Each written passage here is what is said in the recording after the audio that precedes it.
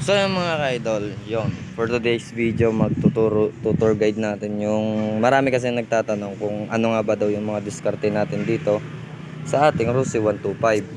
So yung mga boss, karamihan nga nagtatanong ano ba daw tipos ginamit natin. So yung mga ka-idol, ang tipos natin gamit ay stock ng Rosy 125. Tapos ang ginawa dito ay pang XRM 125 na front shock, tapos mga disc hub pang XRM 125.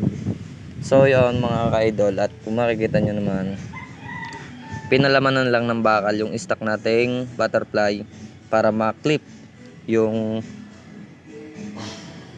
tube nung XRM 125. Tapos ang swing arm natin ay pang wave 125 ng stock lang din ng hub. Tapos ang pipe natin ay pang sniper 155. Yun lang mga idol. Ride safe.